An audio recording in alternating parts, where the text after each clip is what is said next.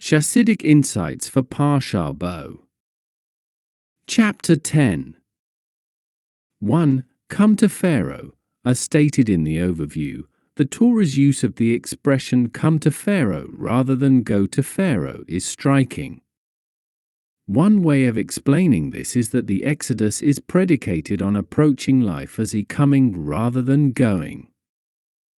Going implies that the home base is where one already is presently located, one is simply visiting the place he is going to. Coming, on the other hand, implies that one is moving his home base, that he is going where he is going with his whole being. So when we commune with God in Torah study or prayer, we should be sure to come into the words and ideas, rather than just go there for a visit. This way, our study and prayer can affect us and change us, it can take us out of our personal Egypt. Going out of our personal Egypt hastens the collective redemption of the Jewish people and all humanity, as well. Point 1. Inner dimensions. 1. Come to Pharaoh. As we have seen previously, evil is essentially a fallen manifestation of a sublime form of holiness. This fact is the source of its power. As such, the fact that Pharaoh personified such a profound and powerful form of evil meant that his origin in holiness was correspondingly sublime and powerful. Specifically, it is generally a given that the intensity of the divine revelation that normally informs any particular realm of creation is in accord with the capacity of that realm to assimilate it. More intense revelations of divinity than this are generally destructive, similar to a vitamin overdose, smother love, or other such cases of too much of a good thing. The natural order that God arranged therefore ensures that the divine revelations that reach any particular realm of creation be carefully tailored to the receptive capacity of that realm. However, transcendent revelations are occasionally called for. When such is the case, an aspect of divinity that overrides the natural order must be evoked. Pharaoh's evil was the fallen manifestation of this aspect of divinity, which allows transcendent divine revelations to occur. In this sense, the word Pharaoh means both expose or unfurl, and wild, too, alluding to this aspect of divinity's ability to reveal that which is normally hidden, and that this ability overrides the normal order of creation. When this capacity is corrupted by ego, it produces the Pharaoh of Egypt, drunk with his own delusions of grandeur and disregardful of any authority other than his own. So, in addition to being afraid to face the evil Pharaoh, Moses was also afraid to face Pharaoh's source in the realm of holiness. Moses was afraid to confront the aspect of divinity that overrides the rules that temper divine revelations in accordance with the recipient. He feared that such an experience might destroy him. God therefore told Moses, "Come with me to Pharaoh." He promised to accompany him and protect him. Point 4. 1. Come to Pharaoh. As we have noted, 5. The Torah does not explicitly mention the warnings for all the plagues. But whenever it does, it usually records both God's instruction to Moses to deliver the warning and Moses' actual delivery of the warning. Here, however, the Torah does not tell us that God told Moses to warn Pharaoh, only that Moses did so. In fact, there are numerous instances where the Torah simply records that Moses said something in God's name and does not tell us that God ever told him to say it. The simple reason for this is that once it has been established that Moses always faithfully relayed God's words, it is no longer necessary to demonstrate how this pattern continued. We know that whatever Moses said in God's name is exactly what he heard from him. This, however, does not explain why the Torah does record specific communications from God and not others. To understand this, we have to look into the inner, spiritual dynamics behind the text. From this perspective, we are taught that when the Torah does record God's communication to Moses, it means that the divine message was successfully received and absorbed by Moses' level of divine consciousness, Chokmah of Atzilut. When the Torah then records how Moses delivered God's message to its ultimate recipient, whether Pharaoh or the Israelites, this indicates that the message was then transmitted from Chokmah of Atzilut through the lower worlds, i.e., via Beria, Yetzirah, and Ossia, into our material world. When, however, the Torah omits any record of God's communication to Moses, it is because the full significance of this communication is too sublime to be articulated, that even the consciousness of Chokmah of Atzilut cannot fully articulate the import of the message. Moses understood what God was telling him, but there were aspects of this understanding that defied expression, that were ineffable. In such cases, the Torah cannot record God's message to Moses. It can only tell us that Moses conveyed whatever he could of this experience to his audience. One example of this was the plague of locusts. Ancient Egypt was blessed with an abundance of material wealth deriving mainly from its successful agriculture.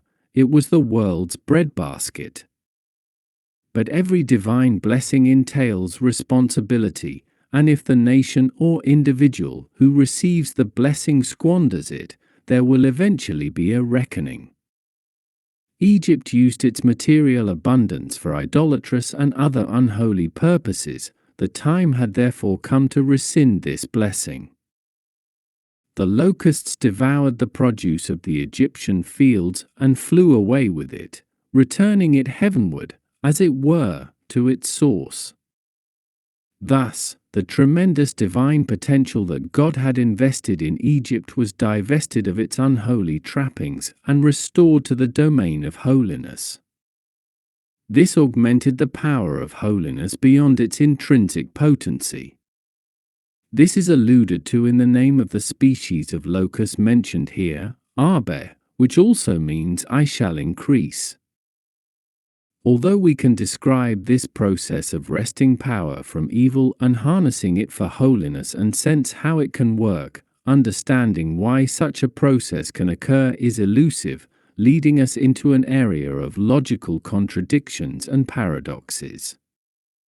The full description of God's instruction to Moses to deliver the warning for this plague is therefore ineffable, and is thus absent from the Torah's narrative. Point 6. 2. By warning him, you will intimate to him that despite the fact that I have hardened his heart, if he truly wishes to, he can still repent, despite God's intention to make a mockery of Pharaoh. The fact that he warned him that he would be punished for not complying means that, on some level, the door to repentance was still open. By hardening Pharaoh's heart, God had just made it difficult for him to repent, and since, as we have seen, this was a punishment for Pharaoh's own obstinacy, it means that Pharaoh himself had made it difficult for himself to repent. But had Pharaoh nonetheless summoned the inner strength to listen to his conscience, he could indeed have obeyed God's will, let the Jews go, and spared himself and his country the ensuing debacle. Now, Pharaoh was the arch-embodiment of evil in his day, and he had already deadened himself to God's call so thoroughly that God was punishing him by practically taking away his free choice entirely. Even so, it was still possible for him to repent, and God commanded Moses to remind him of this. How much more so, then, is the door to repentance always open to the Jew, who is rooted in holiness and goodness, even if it seems otherwise. The lessons for us here, therefore, are as follows. First, we must never succumb to fatalistic thinking. No matter how estranged we may feel from God, even if it appears that God has shut the door on us, nothing can resist sincere repentance. The apparent difficulty exists in order to inspire us to summon deeper and more powerful resolve. Second, no matter how far another individual seems to be from godliness and holiness, we must never despair of him. The door of return is always open. All we have to do is find the right words, encouraging him to mend his ways for his own betterment, and with God's help he will come back to his true, inner self. 7. 23. The Israelites who did not want to leave, died. In the Exodus from Egypt, God did not force those Jews that did not want to leave to do so. By choosing to remain in Egypt, these individuals denied the purpose of their existence. Their lives lost their meaning and had to be ended. This process purified the Jewish people, much as wine becomes purified as the dregs and other impurities settle over time. 8. In contrast, in the future redemption from the present and final exile, even those Jews who do not consciously want to be redeemed will be taken out of exile. 9. The Jews of the Exodus were able to choose not to be redeemed because the connection between God and the Jewish people at that time was the natural one between parent and child. In God's own words to Pharaoh, "My firstborn son is Israel, and I am telling you to send forth my son." 10. Parents and children are bound to each other naturally and inseparably. Nonetheless, a child can choose not to honor this connection and rebel against his parent. By exercising their free choice and opposing their natural connection to God, the Jews in Egypt succeeded in overriding it. But when God gave the Torah, He established a connection with us that transcended the previous, natural connection. When we exercise our free will, we reveal our essence, which transcends our nature. This is evidenced by the fact that we can choose to do something that contravenes our natural predilections. Similarly, when God chose us of His own free will to be His people and gave us the Torah, He did so not because He was bound to do so by any natural connection between Him and us, but rather despite it, His essence was not beholden to this natural connection. He thereby rooted us in His essence, deeper than we were rooted by virtue of the natural, parent-child connection. Once we were rooted in God's essence, we became one with Him. From then on, it became impossible for us to really oppose our connection with God, since this connection has become part of our essence.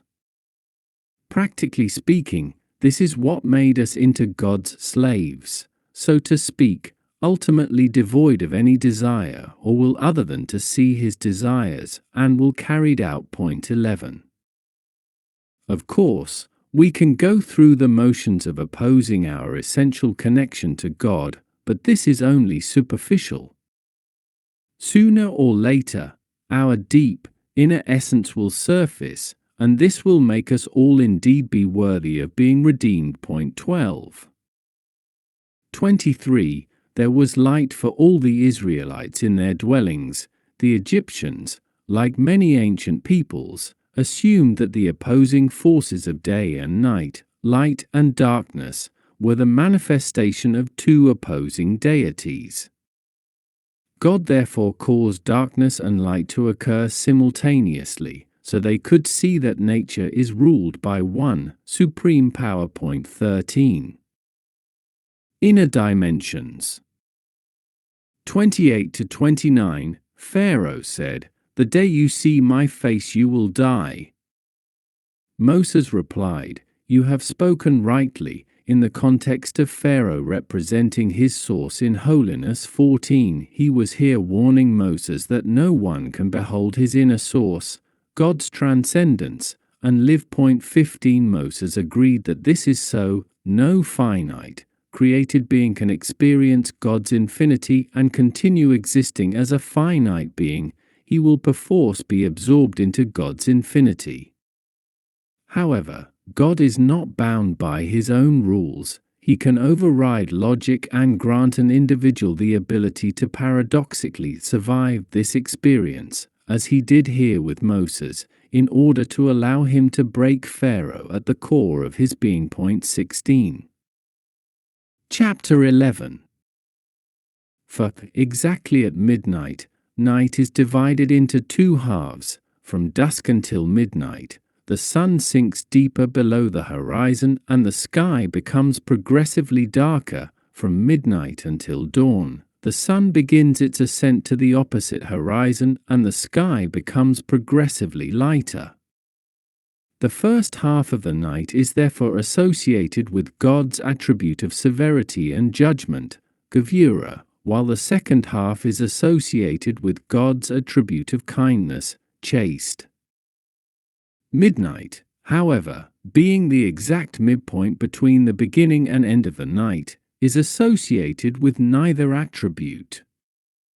In fact, midnight is just a theoretical construct rather than an actual span of time, for the moment immediately before midnight is part of the first half of the night, and the moment immediately after it is part of the second half. Although midnight defines a specific time, it itself takes up no time, similar to how the corner where two walls intersect defines a location in space, but itself takes up no space. Midnight is thus beyond time, and it is by virtue of this transcendence that it can connect the two opposite halves of the night and negotiate the transition from the first to the second. Although we take for granted the transition from pre-midnight to post-midnight, as well as the transition from one direction to another, it in fact takes a time-transcending input to switch from one type of time to another, and a space-transcending input to change from one direction to another, since nature, by its own inertia, always tends to continue in the direction in which it is already going. Hence the great significance of midnight. It is a moment when God's transcendence is revealed. The slaying of the firstborn therefore had to occur exactly at midnight, since it was the final stroke of the Exodus, and in order for the Exodus to occur, God had to reveal his transcendence beyond the laws of nature. Naturally, the Exodus could never have occurred, since it was entirely natural for Egypt to be the world's superpower and enslave the Jews, etc.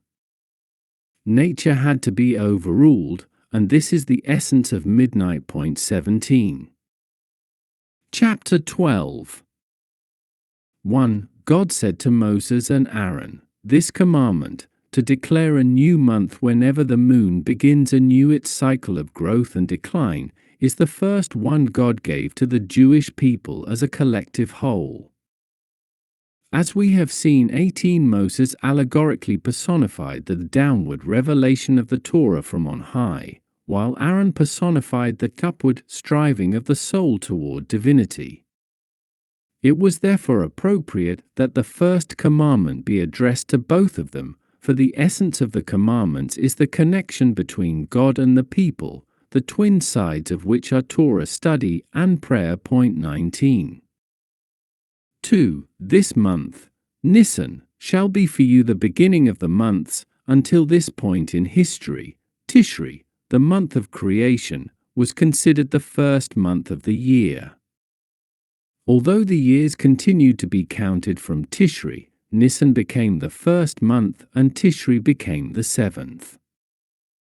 This is because until the Exodus, the world was more or less entirely under the influence of the constant divine forces God set in motion at the creation of the world and that we call nature. True, there were occasional miracles here and there, but these were the rare exception rather than the rule.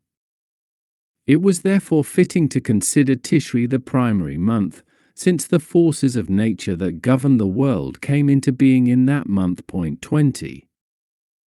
The Exodus, in contrast, heralded the birth of the Jewish people, who would not be subject to the limitations of nature. By virtue of their connection to God and His Torah, the people, both individually and collectively, would be living, walking miracles. The Exodus itself was the first, dramatic example of this freedom, the mass release of a whole population of slaves from the world's preeminent superpower proved to an awestruck world that this people were connected to a power that does not answer to the laws of nature. The survival of the Jews throughout history, despite all odds, further testifies to their defiance of natural law. But the most profound way in which the Jewish people transcends nature is by achieving, via the Torah, transcendent divine consciousness, an awareness of God and connection to Him that is totally out of context in this finite, nature-oriented world. 21. Since the world was now forever changed, Nisan, the miracle month, the word Nisan means miracle, became the primary month. True, nature still exists, and therefore the years are still counted from the 1st of Tishri, which remains Rosh Hashanah, the day on which the world's material sustenance for the coming year is determined. But in terms of purpose, Nisan from now on assumes pride of place, for the purpose of creation is to infuse the natural order with God's transcendent presence through the Jewish people's dedication to the Torah and its commandments. 22. 3. But they have neglected fulfilling my commandments for so long, they lack sufficient merits to warrant this, just as God wanted the Jewish people to merit their redemption from Egypt. He wants us to merit our redemption from our present exile. And just as He wanted them to leave Egypt with great wealth, He wants us to leave our present exile laden with the spiritual and material wealth we have accrued from persevering and passing the tests of exile. In order to hasten the redemption, it is therefore incumbent upon us to accrue as much spiritual merit as we can, and to try to reach every Jew possible in order to help him accrue the maximum spiritual merit as well. Even if we only succeed in persuading him or her to do one additional good deed or fulfill one more of God's commandments, this could well be the one last act necessary to tip the scales of merit and usher in the final redemption. 23. Each man among them shall take for himself a lamb or kid. When the Torah will discuss the laws of sacrifices, we will see that in most cases, it will specify precisely what type of animal is to be used for which sacrifice. Even when it allows us to use several types of animals, each class of sacrifice is still predominantly associated with a particular type of animal. The Passover sacrifice, in contrast, is unique in that the Torah gives complete equivalence to both options, a sheep or a goat. One of the differences between sheep and goats is that goats are usually black, while sheep are typically white. The dark goat therefore evokes the imagery of a life devoid of divine light, i.e., the former life of a penitent sinner. And indeed, although the Torah allows sin offerings of private individuals to be either sheep or goats, 24 the communal sin offerings offered on festivals were specifically goats. 25. In contrast, the white, unassertive sheep evokes the imagery of a pure life unsullied by sin and undefiled by a skewed ego, i.e., the life of a righteous person. Such a person, rather than bringing a sin offering, would be apt to bring an assent offering, expressing his or her desire to enhance the already wholesome relationship with God he or she enjoys. And although the Torah allows assent offerings to be either sheep or goats, the communal assent offerings were specifically sheep. 26. The fact that the Torah gives total equivalence to sheep and goats for the Passover offering reflects the fact that this offering was required of every Jew, regardless of his or her spiritual status. Whether we are righteous or on the way to becoming righteous, We all have to internalize the message of the Exodus from Egypt and be redeemed from the limitations that prevent us from progressing in our relationship with God. Point 27. Inner dimensions. 3. On the 10th of this month, God instructed the people to begin preparations for the Passover sacrifice specifically on the 10th of the month.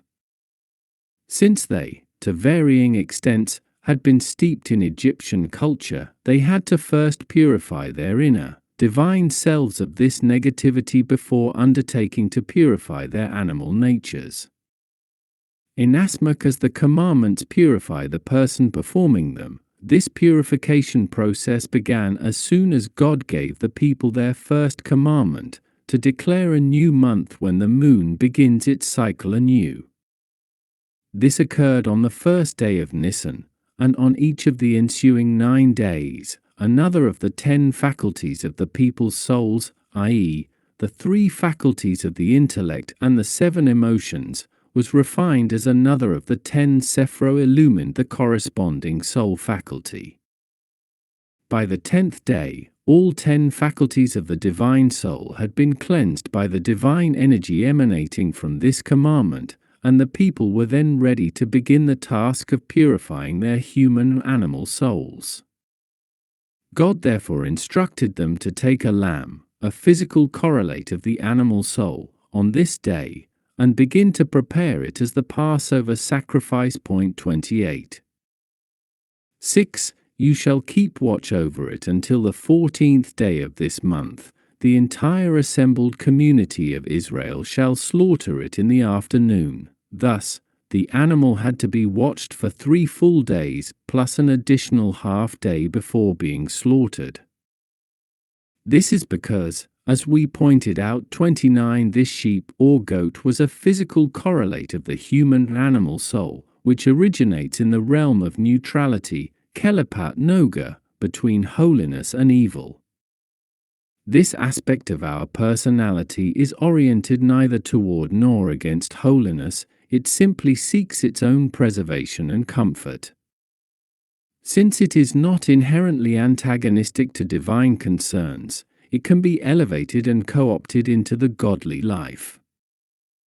But by the same token, it can also be co-opted into the service of evil, and this is what happens when materialism becomes intractable, as it did in Egypt. In such a case, the necessary and innocuous drive for self-preservation becomes transformed into an unending quest for material satiation and stimulation that overtakes our lives and even makes us antagonistic to holiness. Inasmuch as the Jews in Egypt had been immersed in Egyptian culture, their human animal souls had to be purified of this defilement. Since there are 3 degrees of evil 30, this was correspondingly a 3-day process. On the 4th day, the human animal soul was again its neutral self, and the animal personifying it could be slaughtered.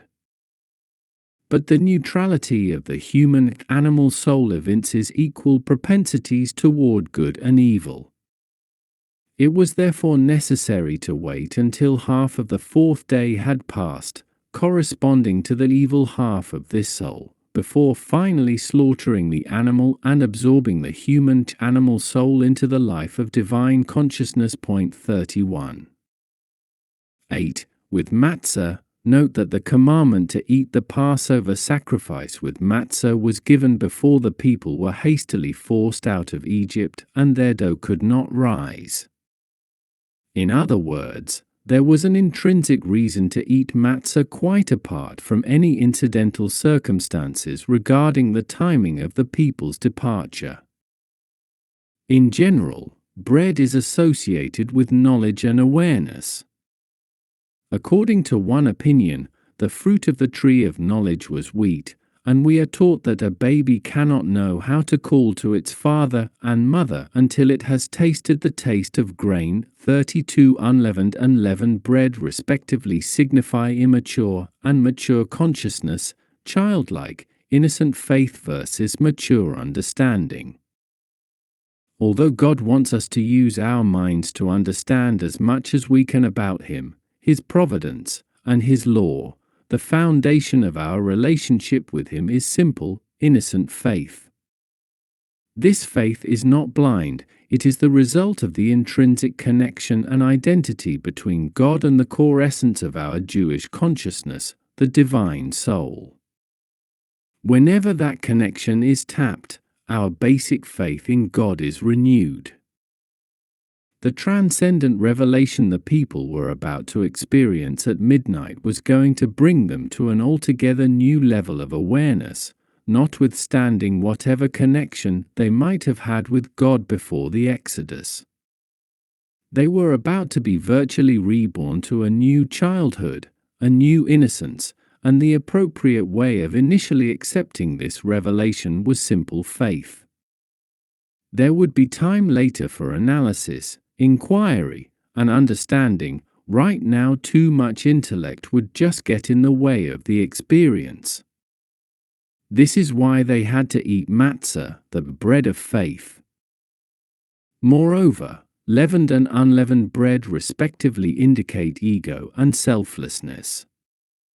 The puffed up, risen bread evokes the image of a haughty, self-assertive individual, in contrast to the humble, lowly, flat, self-effacing matzah.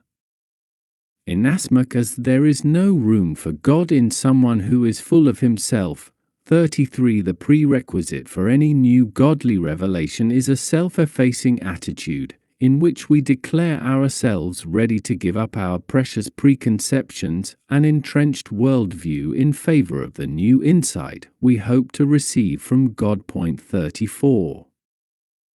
This is another reason that the people had to eat matzah before the imminent midnight revelation. 35.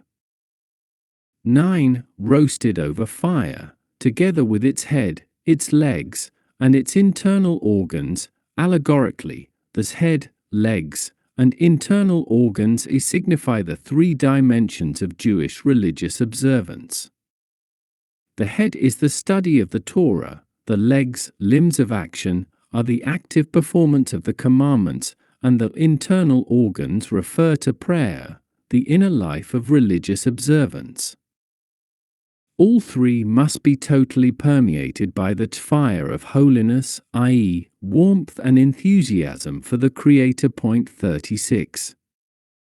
From another perspective, the head, legs, and internal organs signify the intellect, the desire to control, i.e., to keep others trampled underfoot, and the pursuit of livelihood, respectively.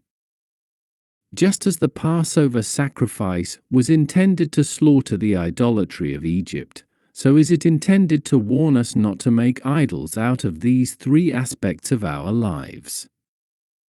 We must not idolize our intellect, making it the measure of all things, but rather submit ourselves to God's will even when it seems to contravene the dictates of our limited, human intellect. We must not make an idol out of our hunger for power, mercilessly aggrandizing ourselves at others' expense. We must not make an idol out of the pursuit of our livelihood, justifying all means to achieving wealth, comfort, and prestige. 37. 11. You shall eat it in haste. Although the Jews of the Exodus had cleansed themselves of their actual involvement in Egyptian culture, they still harbored a certain degree of infatuation for it. They had not yet totally uprooted the old values and ways of the thinking. This would come only later when they received the Torah and began to structure their lives around its commandments. In the meantime, the glamour of Egyptian materialism still beckoned them.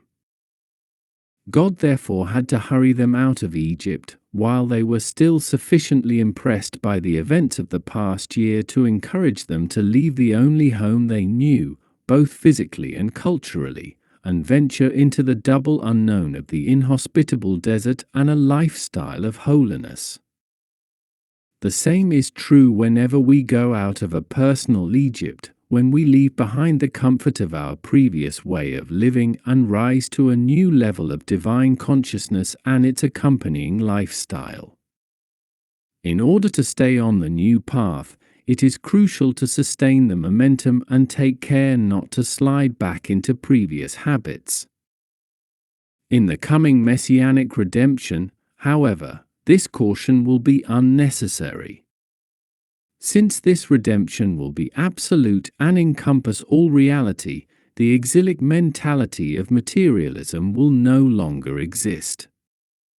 There will be no possibility of backsliding, so haste will not be necessary. As God tells us 38, you will not leave in haste, nor will you walk hurriedly 39. With your waist belted, your shoes on your feet, your staff in your hand, allegorically, these three instructions for eating the Passover sacrifice are the three requirements for leaving any personal or collective Egypt. Your waist belted, just as the hips and waist support the rest of the body, so is our faith in God the foundation and basis of Judaism. Girding the waist means strengthening our faith so it can permeate all aspects of our lives.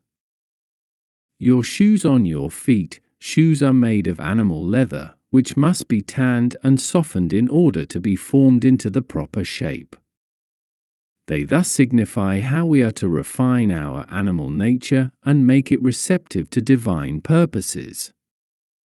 But even this is not enough. We must put these shoes on our feet, which means that we must harness our animal nature for holy purposes, making it carry out our divine soul's will, just as the feet carry out the brain's will to walk or run. Your staff in your hand. Among other things, a staff serves to guide the animals accompanying a traveler, keeping them on the right path. Similarly, when our animal nature balks at the stringencies we may have adopted in our path toward holiness, we need to be able to prod it back in line. Thus prepared, we can confidently leave our Egypt 40. You are to perform the rites in an energetic, hasty manner. The Passover sacrifice had to be prepared hastily because it expressed the manner in which the people were redeemed from Egypt. After generations of sinking progressively deeper into Egyptian degradation, the people completely turned their lives around and ascended to the pinnacle of holiness at Mount Sinai in the short span of 49 days. This quantum leap truly required a jump from one reality into another. 41. 12. I will pass through the land of Egypt on that night. The Jewish people had sunk almost to the nadir of impurity in Egypt. 42. Becoming almost fully absorbed into the mentality of Egyptian culture. As was mentioned previously, the basis of Egyptian civilization was the belief in the immutable supremacy of the laws of nature. Therefore, in order to extricate the Jewish people from Egyptian materialism, God could not send an emissary, i.e., a finite, created being. The idolatry of nature could not be vanquished by a force that was itself part of creation and subject to its laws. He had to reveal the aspect of himself that transcends creation and its natural laws. 43. I am none other, having already negated the option of sending any emissary whatsoever. This expression seems superfluous. Whenever God reveals that aspect of himself that transcends creation, he is also revealing that aspect of himself that transcends the dichotomy between good and evil. After all, good and evil are arbitrary concepts that God invented and defined for use in the created world. Therefore, whenever this level of divinity is operative within creation, evil can claim equal rights to legitimacy along with good. Precautions must therefore be taken to ensure that this does not happen. 44. God therefore concluded his announcement of this imminent revelation with the promise that he will not allow forces not subordinate to his will to take advantage of it. In other words, the revelation of his transcendence will be accompanied by the revelation that despite the existential equivalency of good and evil at this level, he still prefers good to evil. 45. 13. There were some Jews in Egyptian houses that night. Evidently, the well-known Jewish inferiority complex has existed for a long time.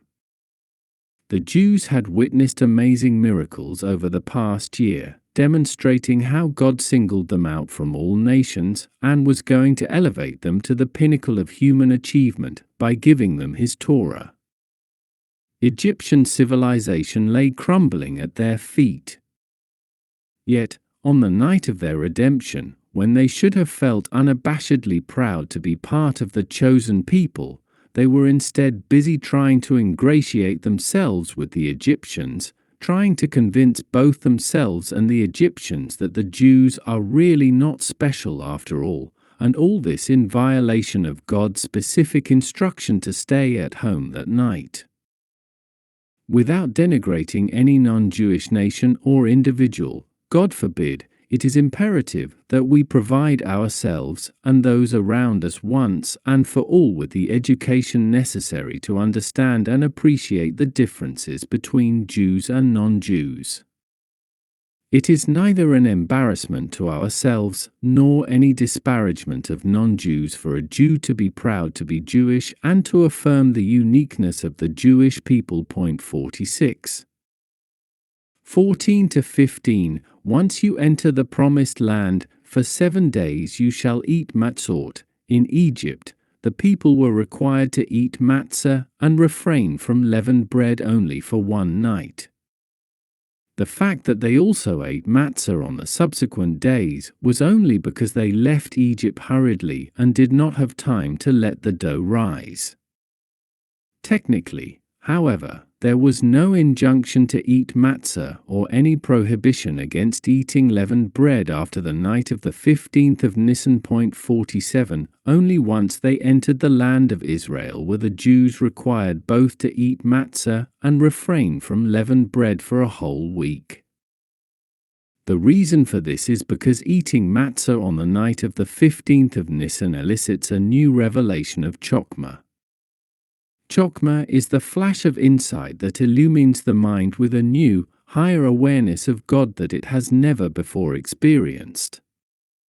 This immediately takes us out of Egypt, the limitations of our previous worldview. But this flash of insight remains abstract until it affects us profoundly enough to elicit an emotional response. Until our new experience of God translates into more profound love and of Him, or of Him, and so on, it has not fulfilled its purpose. It is therefore necessary to apply this new insight to all the 7 emotions. At the time of the Exodus, this process was accomplished by the clouds of glory that surrounded the Jews on their trek from Egypt. 48. There were 7 of these clouds, correlating to the 7 emotions. Since all 7 clouds surrounded the people at all times, it was enough to eat matzah once, on the night of the 15th of Nisan. The 7 clouds then distributed the new Chokhmah to the 7 emotions they embodied. Usually, we are only able to work on refining one emotion at a time, because the process of refining an emotion entails working out the concrete details of how the new insight impacts on it. The presence of the surrounding clouds, however, indicated that the people's emotions during this period were more abstract, markif, than concrete, penemi. In a sense, the Israelites lived their religious life entirely in the abstract until they entered the land of Israel, at which point they started applying the lessons learned in the desert to real life. 49. When we are living in the abstract, it is much easier to do several things at once. When the people were about to enter the land of Israel, However, God removed the clouds of glory. At that point, we passed from the abstract religious life to the concrete. From then on, it became necessary to eat matzah for 7 days so the insight of Chokmah could be integrated into one emotion at a time, until it had reached all 7.50. 22 to 23, you shall then take a bundle of hyssop and dip it in the blood that is in the basin, and apply some of the blood in the basin to the lintel and the 2 doorposts. God will pass over the entrance and not allow the destructive plague to enter your houses. God is omniscient, so he certainly did not need any sign to show him which house was Egyptian and which was Jewish. Rather, the application of blood was the act the people had to perform in order to enable them to receive the revelation of God's transcendence that was to occur at midnight.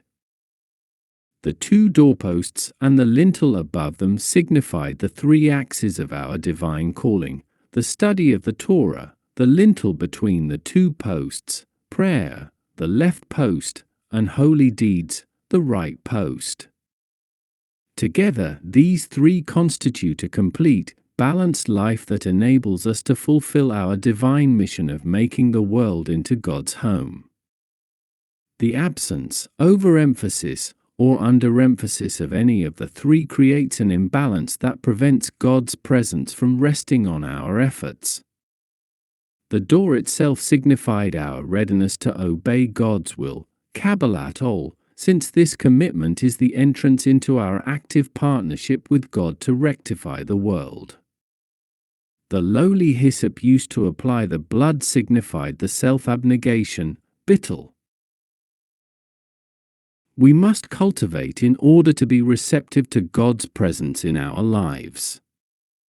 The blood itself signified the vitality of our human animal soul, which we applied with self-abnegation to the metaphysical construct of Torah, prayer, and good deeds, all performed out of recognition of our divine duty.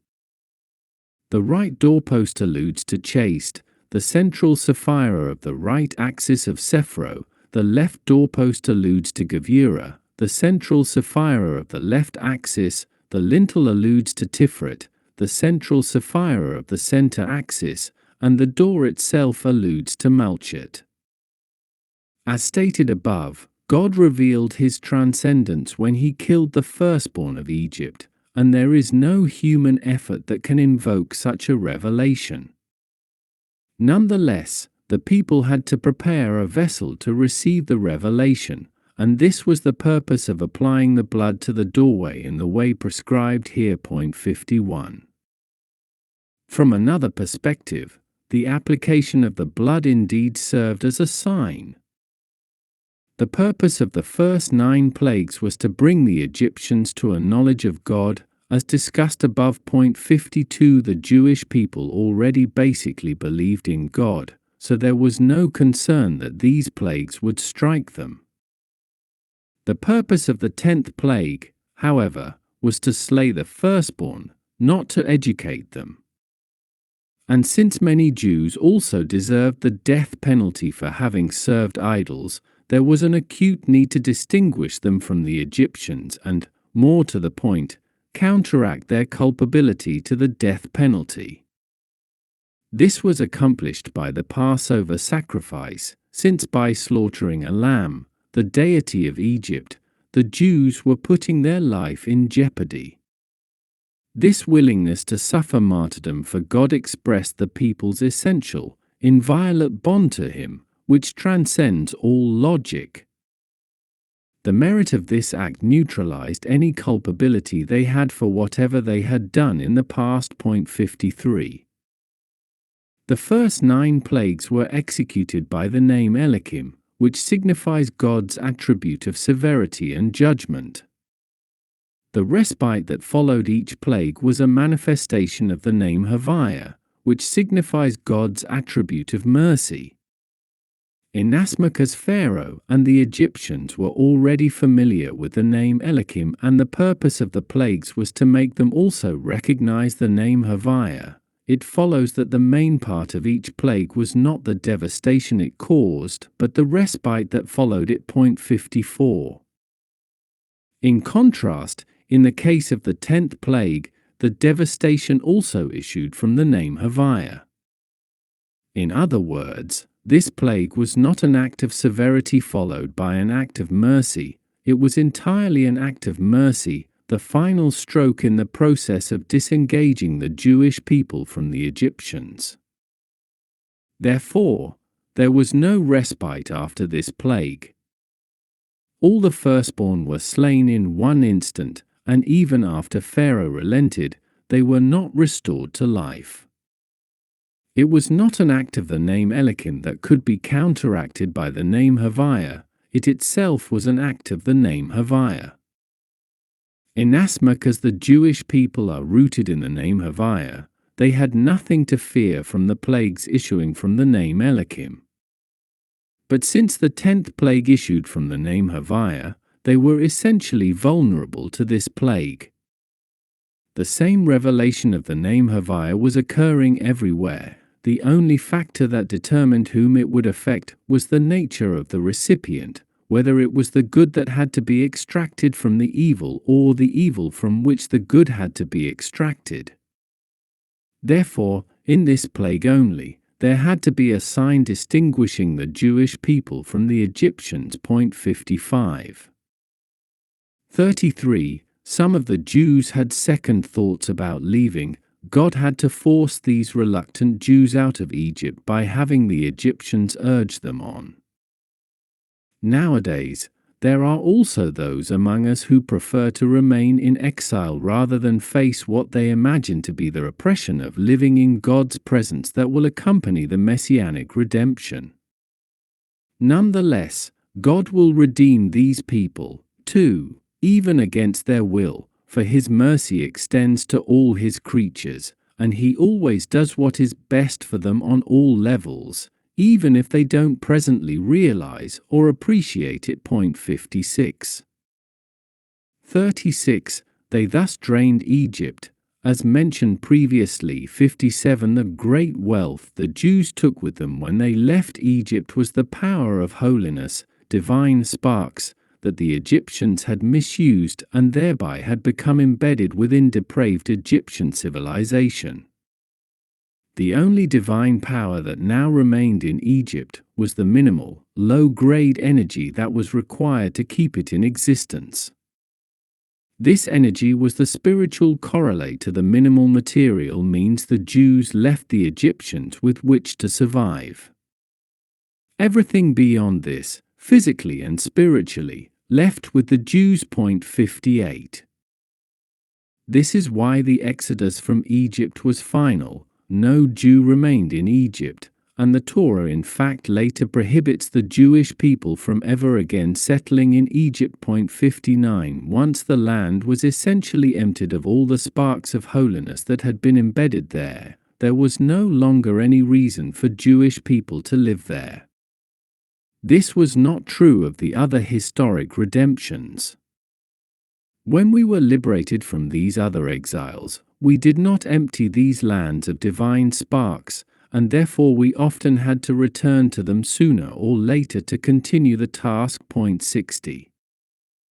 The messianic redemption, however, will be similar to the redemption from Egypt. All the sparks of holiness will be finally and absolutely liberated from their present exile, and there will be no need to enter into any further exile to redeem them. 61.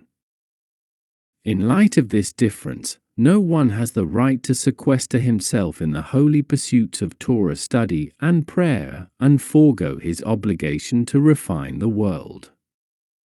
Every spark of divinity is unique, and each one needs to be redeemed by utilizing the gifts of this world for holy purposes. 62.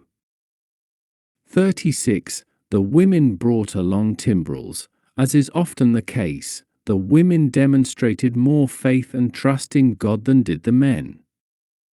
The women of our generation, too, should not hesitate to demonstrate their certainty that the redemption is imminent. To be sure, until the moment of redemption arrives, we should all feel the bitterness of the exile and pray fervently to God that He bring it to its end. But at the same time, our unshakable confidence that God will fulfill His promise of redemption should fill us with overflowing joy. The women, on the strength of their innately more deep-seated faith, should already begin celebrating the redemption, even with music and dancing, and this should inspire the men to follow suit. 63. 38. A mixed multitude went up with them. These non-Jews were initially enthused about joining the ranks of God's chosen people, anxiously looking forward to doing God's will. Yet, as we will see, they eventually slid back to their old ways of thinking, causing untold suffering as the history of the Jewish people unfolded. The reason why they fell was because they were not yet spiritually mature enough to accompany the Jewish people on their journey into the Torah's lifestyle. Therefore, accepting them into their ranks was a pedagogic error on Moshe's part. When a child is young, its parents must not grant its every wish. If the parents do so, the child will grow into an ingrate and eventually rebel against the parents. Rather, the parents should deny the child some of the things it wants, thereby teaching the child not to take everything for granted and to appreciate the parents. Once the child is older and has learned this concept, the parents no longer need to deny it what it asks for, since it has learned to make only reasonable and positive requests. God knew that accepting the mixed multitude at this point would be detrimental. They were not yet mature enough to appreciate the life of holiness and would eventually disdain it. Had they been initially rejected, they would have matured from the experience and would have been ready later to join the ranks of the Jewish people. The Israelites, however, were already more spiritually mature at this point, and therefore the great attention God lavished upon them did not corrupt them, but by and large made them more humble and dedicated to God and His will. 64. Inner dimensions.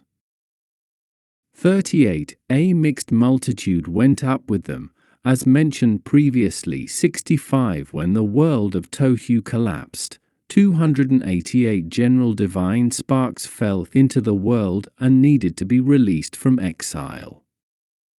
Of these 288 general sparks, 202 were embedded in Egypt. Through the Exodus, these 202 general sparks were indeed redeemed, embodied in the mixed multitude that joined the Jewish people as they left. 66. The remaining 86 general sparks were elevated during the ensuing history of the Jewish people, as they gradually refined the materiality of the world. 67. By using it for divine purposes. 68. Now that all these sparks have been elevated, all that remains to usher in the final redemption is for us to joyfully accept its arrival and declare our readiness to greet it. 69. 39. Since it had not leavened, even though the journey from Ramses to Sukkot took a miraculously short time, when we consider the time it took for them to set up camp, kindle fires, and start baking the dough, there was more than enough time for the dough to start to rise. Nevertheless, it did not rise. This was because the spiritual dimension of what was happening influenced the physical reality. Spiritually, the Jews had been driven out of Egypt.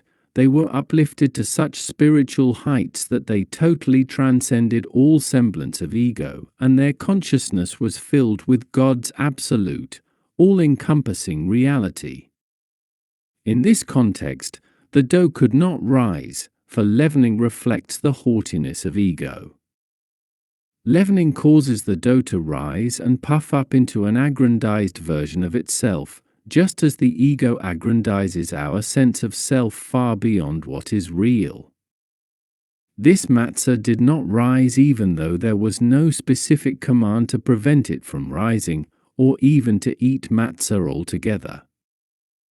The cause of this spiritual ascent was the revelation of God's infinite transcendence that occurred at midnight of the 15th of Nisan. The matzah the people ate on the morning of the 15th of Nisan was part of this post-revelation reality, so it simply could not rise, and there was no need to take any precautions to prevent it from rising. In contrast, the matzah that the people were commanded to eat in the future when they would each year celebrate the festival of Passover had to be protected from leavening. 70. The matzah we eat each year at the Seder, however, must be eaten before midnight, recalling the matzah we ate on the night of the Exodus before midnight. Inasmuch as this matzah was part of the pre-midnight reality, it must be carefully prevented from rising. 71. 41. All the hosts of God left the land of Egypt. A host is an army, a body of people who are ready to sacrifice their lives for the safety and integrity of the country they defend. The Jews earned this title by staunchly defending their identity and resisting the temptation to totally assimilate into Egyptian culture during their 210 years of exile, as we have seen. 72.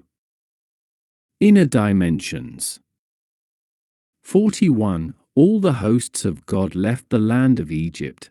Allegorically, the hosts of God refers to the 202 divine sparks that had been trapped in Egypt. As mentioned previously, 73. All these sparks were liberated at the Exodus. 74. 51. God took the Israelites out of the land of Egypt with all their hosts. Literally, this reads, above all their hosts.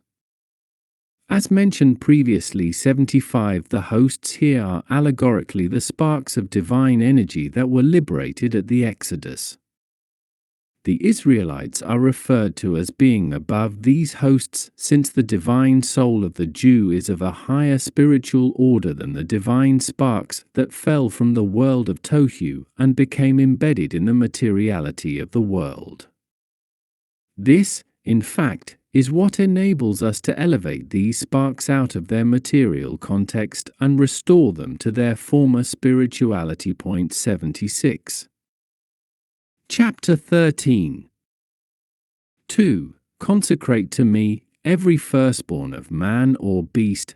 Allegorically, the term firstborn refers to the intellect, the first conscious faculty of the soul that emerges from the preconscious faculties. The intellect is followed by the emotions and the faculties of expression. The intellect is also termed the firstborn since it distinguishes man from all other creatures and is the source of his preeminence over creation. 77. It is axiomatic in Judaism that human intellect cannot grasp God's essence, that is, we can never hope to understand the true nature or essence of God. In the words of the Zohar, no thought can grasp him at all. 78. Nonetheless, we can still grasp God's essence non-intellectually, through the inner yearnings of the heart. 79. In order to bear these yearnings, however, we have to temporarily suspend our intellect. Only then can we rise to a level of consciousness where the inner dimension of the heart reigns. Therefore, in order to accomplish the complete liberation from Egypt, that is, from all boundaries that keep us from relating directly to God, it was necessary to slay the Egyptian firstborn, which allegorically means to temporarily neutralize our limited, human intellect. Besides our human intellect, however, we also possess a divine intellect, that of the divine soul within us. In order to grasp God with the inner yearnings of the heart, this intellect, too, has to be transcended, but it does not have to be killed. Its perspective, unlike the material perspective of the intellect of our human animal soul, is a priori divine.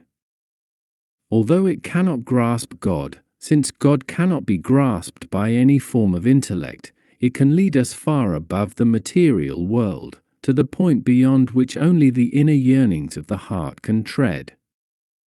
Therefore, this firstborn needs only to be consecrated, not slaughtered. In order to maximize the use of our divine intellect, we must devote it to delving as far as it can into the nature of God. Consecrating the intellect to this end is a necessary ingredient of all our lives, both for those of us who are more man than beast, i.e., more naturally predisposed toward the spiritual life, and for those of us who are more of beast than man, i.e., who naturally tend to approach life materialistically. Point 80. For this day, on which you are going out, is in the month of the beginning of ripening. As we have seen, Egyptian culture and religion revolved around nature, its laws, and its power. Nature is at the height of its power and beauty in the spring, when the world is blooming with new life and renewed energy. God therefore chose this season to redeem the Jewish people, in order to demonstrate that nature is but a tool in his hand and has no power to resist his decree. Point 81. 7. During the 7 days matzot shall be eaten. The way this phrase is couched in the text, it can be read through matzot, the 7 days shall be eaten. Allegorically, this implies that the 7 emotions must be refined, eaten, by matzah. The flat matzah signifies self-abnegation and selflessness, bittul, as opposed to risen bread, which signifies ego, self-awareness, and self-orientation, yes hut. Self-abnegation is the inner experience of chokmah, the flash of new insight, for when we experience a new insight, we are temporarily transported outside ourselves, lost in awe and wonder. This sense of selflessness that accompanies new insight must be transferred to our 7 emotions along with the implications the insight itself carries for our lives. Otherwise, our prior sense of self will oppose any changes in how we think, feel, and act. Selflessness is the key to spiritual growth. Thus, the inner experience of the matzah, i.e., selflessness, eats, i.e., consumes the self-orientation of the 7 days, i.e., emotions. Point 82. 8. And you shall tell your child on that day. Interestingly, the commandment to recount the story of the Exodus, which is the source for the annual Passover Seder, is given in the context of describing the child who does not know how to ask, the most immature of all the 4 types of children to which we must tailor our expositions of the Exodus story. This indicates that our duty to recount the Exodus applies mainly to this uninitiated child, that we must find the words to inspire even him or her with gratitude to God for liberating us from Egypt of old and from all past, present, future, personal, and collective Egypts. This phenomenon derives from the fact that the exodus from Egypt was absolute. As we have mentioned, not one Jew remained in Egypt, nor any Jewish possessions, nor even any redeemable spark of divine energy. Since the exodus was so all-encompassing, the transmission of its message must also encompass each and every individual that can possibly understand it, even if this takes extraordinary effort.